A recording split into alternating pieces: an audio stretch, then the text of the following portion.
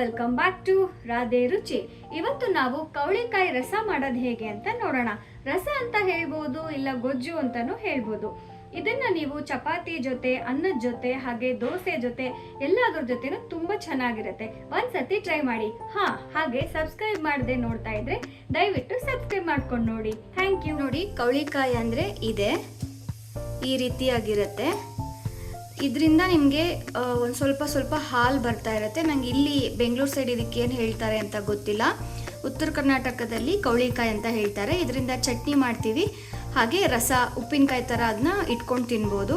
ಅದನ್ನು ನಾನು ಇವತ್ತು ಹೇಗೆ ಮಾಡೋದು ಅಂತ ಹೇಳ್ತಾ ಇದ್ದೀನಿ. ಈಗ ಮೊದಲಿಗೆ ಒಂದು ಪ್ಯಾನಲ್ಲಿ ನಾನು 1 ಟೇಬಲ್ ಸ್ಪೂನ್ ಅಷ್ಟು ಮೆಂತ್ಯ ಹಾಕ್ಕೊಂಡಿದ್ದೀನಿ.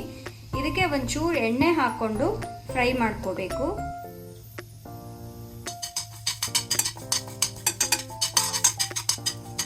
ಈ ಮೆಂತ್ಯ ಕೆಂಪಗಾಗಿದೆ.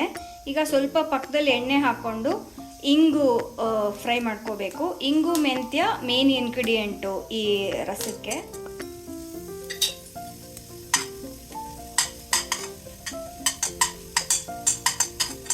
ನೋಡಿ, ಇವಾಗ ಇಲ್ಲಿ ಇಂಗು ಕೂಡ ಕರೆದಿದ್ದೀನಿ, ಹಾಗೆ ಇಲ್ಲಿ ಮೆಂತ್ಯ ಕರೆದಿದ್ದೀನಿ. ಇದನ್ನ ಎಣ್ಣೆ ಇಲ್ಲದೆ ಇರೋ ಥರ ಮಿಕ್ಸಿ ಜಾರ್ಗೆ ಹಾಕೊಳ್ಳೋಣ. ಎಣ್ಣೆ ಬಾಣಲೆನಲ್ಲೇ ಇರಲಿ. ಬರೀ ಮೆಂತ್ಯ ಮತ್ತು ಇಂಗನ್ನ ಮಾತ್ರ ಮಿಕ್ಸಿ ಜಾರ್ಗೆ ಹಾಕ್ಕೊಂಡು ಪುಡಿ ಮಾಡಿ ಇಟ್ಕೊಳ್ಳೋಣ. ಇದೇ ಬಾಣಲಿಗೆ ಇನ್ನೊಂದು ಸ್ವಲ್ಪ ಎಣ್ಣೆ ಹಾಕ್ಕೊಂಡು ಒಗ್ಗರಣೆ ಮಾಡ್ಕೊಳ್ಳೋಣ.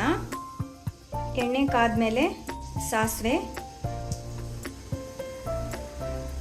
ಜೀರಿಗೆ, ಸ್ವಲ್ಪ ಅರಿಶಿನ ಹಾಕೋಣ. ಕರಿಬೇವು ಕೂಡ ಹಾಕೋಬೋದು. ನನ್ನ ಹತ್ರ ಕರಿಬೇವು ಇಲ್ಲದೆ ಇರೋದ್ರಿಂದ ನಾನು ಹಾಕಿಲ್ಲ, ನೀವು ಕರಿಬೇವು ಆ್ಯಡ್ ಮಾಡ್ಕೋಬೋದು. ಈಗ ಸಾಸಿವೆ ಜೀರಿಗೆ ಚಟಪಟ ಅಂದಮೇಲೆ ಈ ಕವಳಿಕಾಯಿನ ಕ್ಲೀನಾಗಿ ತೊಳೆದು ಒರೆಸಿ ಇಟ್ಕೊಂಡಿರಬೇಕು. ಕವಳಿಕಾಯಿನ ಒಗ್ಗರಣೆಗೆ ಹಾಕೋಕ್ಕೆ ಮುಂಚೆ ಕ್ಲೀನಾಗಿ ತೊಳೆದು ಒರೆಸಿ ಇಟ್ಕೊಂಡಿರಬೇಕು. ಅದಾದಮೇಲೆ ಈ ರೀತಿ ಒಗ್ಗರಣೆಗೆ ಹಾಕಿ ಇದನ್ನು ಸ್ವಲ್ಪ ತಾಳಿಸ್ಕೋಬೇಕು. ನೋಡಿ, ಇವಾಗ ಇದು ಒಂದು 5 ಮಿನಿಟ್ಸಿಂದ ನಾನು ತಾಳಿಸ್ಕೊಂಡಿದ್ದೀನಿ, ಅಂದರೆ ಫ್ರೈ ಮಾಡ್ಕೊಂಡಿದ್ದೀನಿ. ಈ ರೀತಿ ಮೆತ್ತಗಾಗಿ ಹೋಗಿದೆ ಕಾಯಿಗಳೆಲ್ಲ. ನೋಡಿ, ಈ ರೀತಿ ಮೆತ್ತಗಾಗಿ ಹೋಗುತ್ತೆ.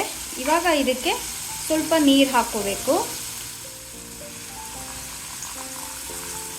ಇವಾಗ ನೀರು ಹಾಕಿದ ನಂತರ ಇದಕ್ಕೆ ಬೆಲ್ಲ ಹಾಕಬೇಕು. ಬೆಲ್ಲ ಸ್ವಲ್ಪ ಜಾಸ್ತಿನೇ ಹಾಕಬೇಕು, ಯಾಕಂದರೆ ಇದು ಕಾಯಿ ಹುಳಿ ಇರುತ್ತೆ. ಸೊ ಆ ಹುಳಿ ಮುರಿದು ಎಲ್ಲ ಕರೆಕ್ಟಾಗಿ ಆಗಬೇಕು ಅಂದರೆ ಸ್ವಲ್ಪ ನಾವು ಬೆಲ್ಲ ಹಾಕಬೇಕಾಗತ್ತೆ. ಬೆಲ್ಲ ಆದಮೇಲೆ ನಾವು ಅಚ್ಕಾರದ ಪುಡಿ ಇರುತ್ತಲ್ಲ, ಅಚ್ಕಾರದ ಪುಡಿ ಹಾಕೋತಾ ಇದ್ದೀನಿ. ರುಚಿಗೆ ಎಷ್ಟು ಬೇಕೋ ಅಷ್ಟು ನೋಡಿ ಹಾಕೊಳ್ಳಿ.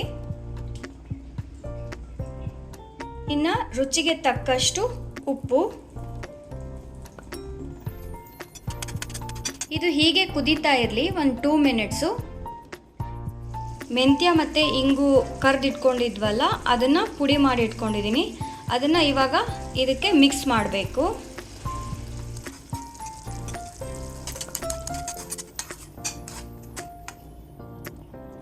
ನೋಡಿ, ಕವಳಿಕಾಯಿ ರಸ ರೆಡಿಯಾಗಿದೆ.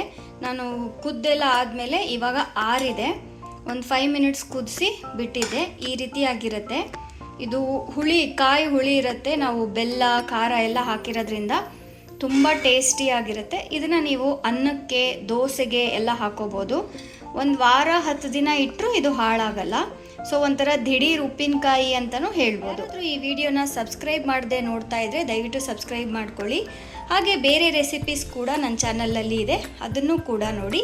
ಮತ್ತೊಂದು ವಿಡಿಯೋನಿಗೆ ಸಿಗ್ತೀನಿ. ಅಲ್ಲಿವರೆಗೂ ನಮಸ್ಕಾರ.